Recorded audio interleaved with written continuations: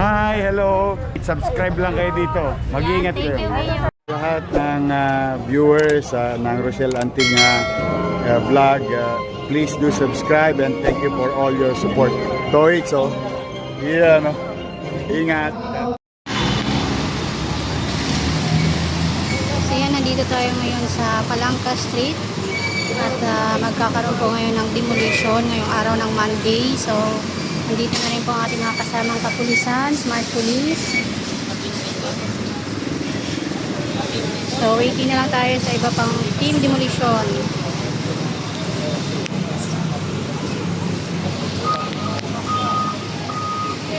Ayan, may nakalagay. Kanina pagdating namin, wala pa pong nakalagay dyan na ano. So dito tayo sa Barangay 647 under kay Chairman Bulig. So waiting pa tayo at maya maya mag-start na po dito. Alright, so nandito na po ang ating team demolition. Nandito na rin ang engineering district 1, 3, 4, 5, 6. Nandito na po lahat. At ready na po ang demolition, ang pagdidemolish ngayon dito sa Barangay 647.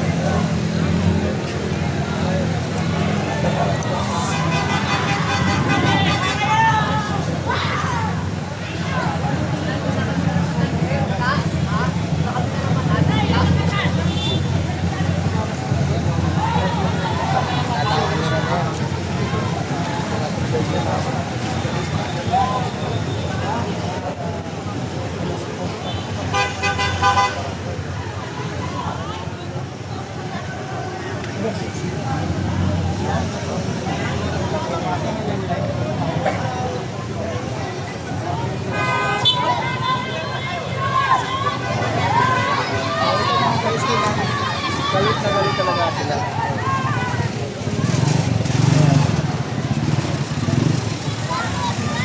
So nakita mo na ako sila.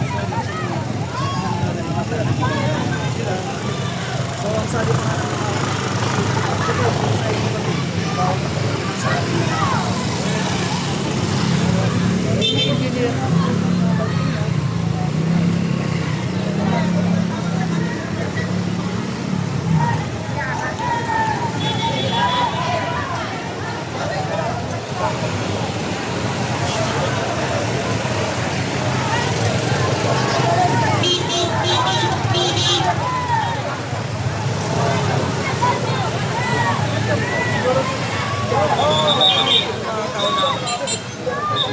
masakit naman bawala na tayo.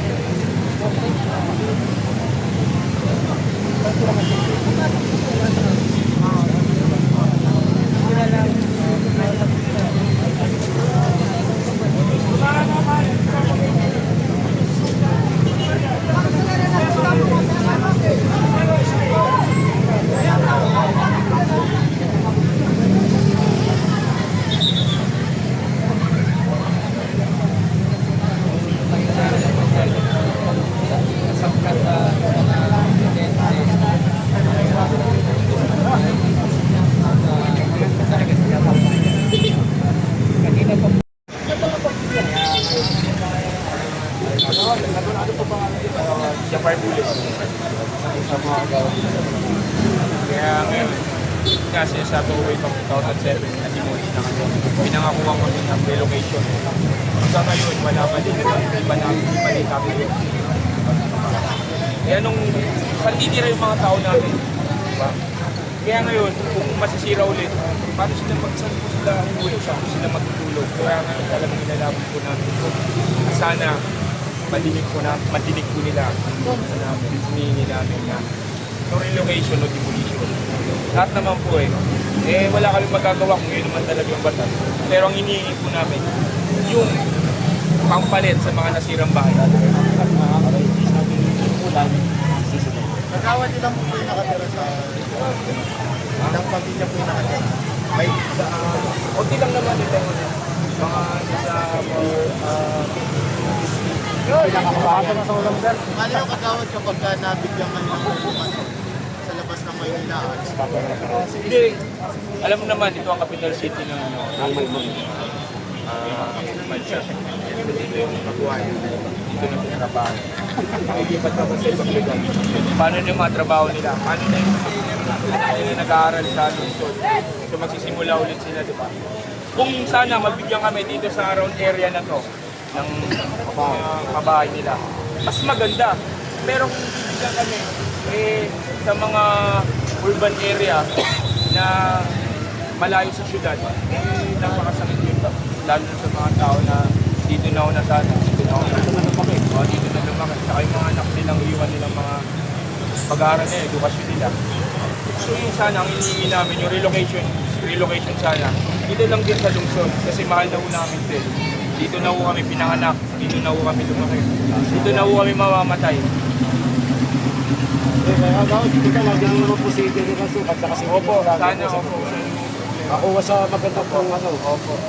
Sana ho, maganda ho yung kakasunduan. Ipo, gawad, salamat po. Maraming salamat.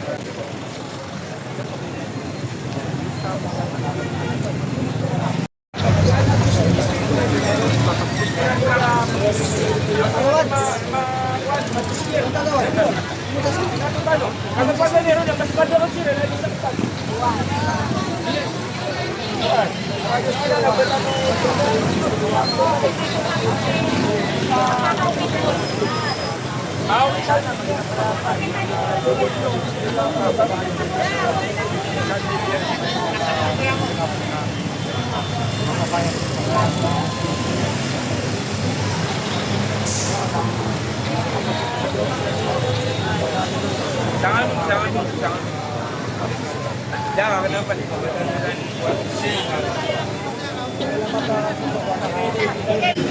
So matagal na daw pala ito.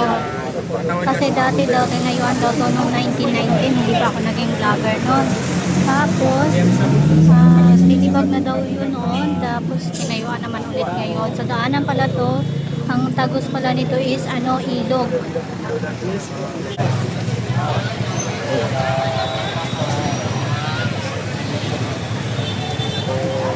Sa amin lang, nilalaban namin yung munting karapatan na meron.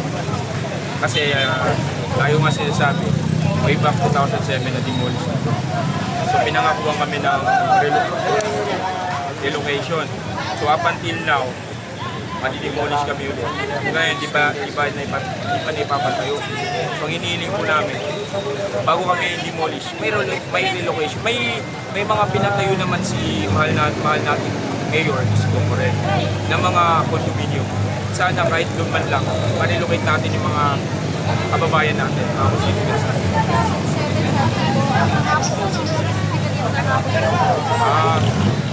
Ang kasalukuyang kong nakaupo doon, ang ating mahal kay Mayor Lim, pinakukuha kami ng relocation, kumuha talaga after namin ma-demolish.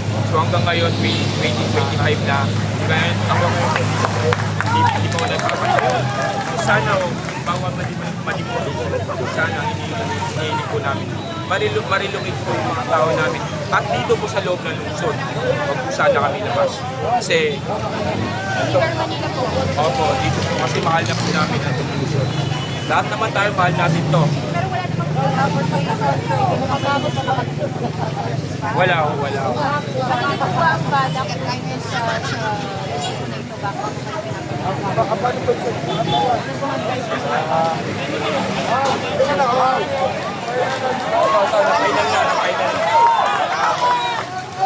for wala akong magsasabi doon.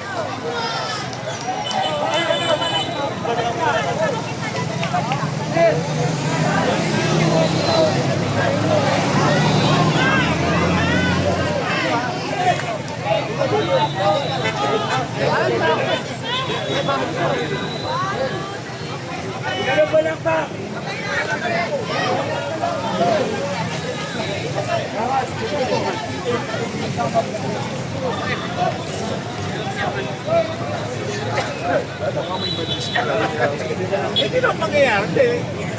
Kaya okay na yun. Okay na yung pinag-usapan mo, ha? Thank you, thank you. Oh, so, General, sukat.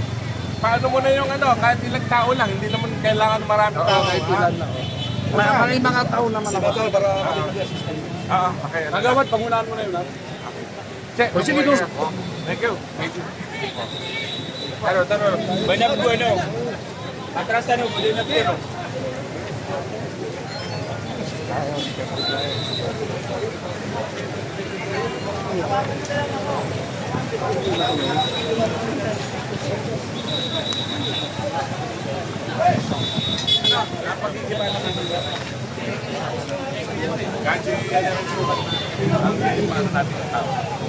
Tapos tayo, ano muna tayo?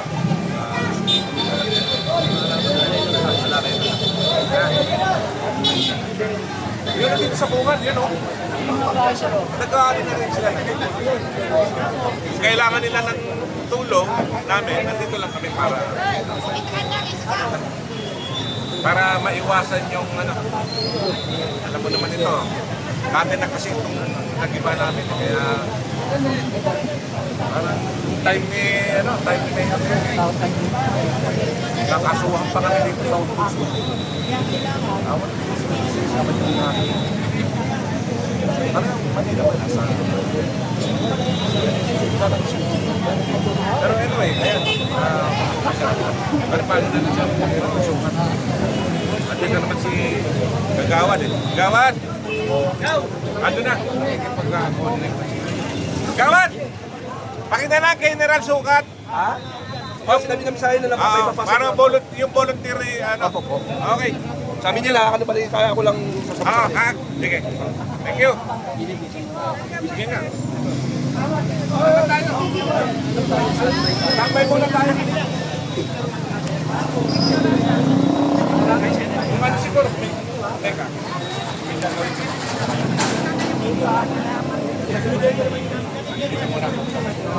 Hindi, ano natin. Sabihin mo ngayon.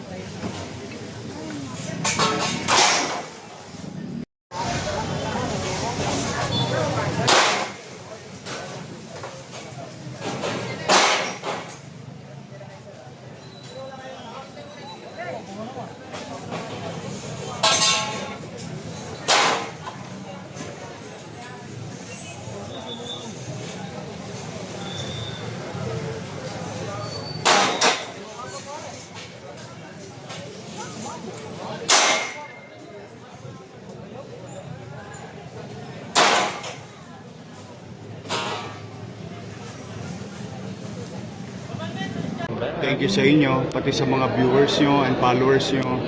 Oh, marami na kayong aabangan. Yes, excited Handa na na ba po kayo kami. mapuyat? Yes naman, your man. Ay makapagpasalamat sa inyong lahat. At sa ating mga vloggers, shout out sa lahat ng vloggers. You survive. Abonado pa kayo. Thank you very much sa inyo, ha? Hi, hello. Subscribe lang kayo dito. Mag-iingat kayo. Lahat ng viewers ng Rochelle Antigna vlog, please do subscribe and thank you for all your support. Toy, so, ingat.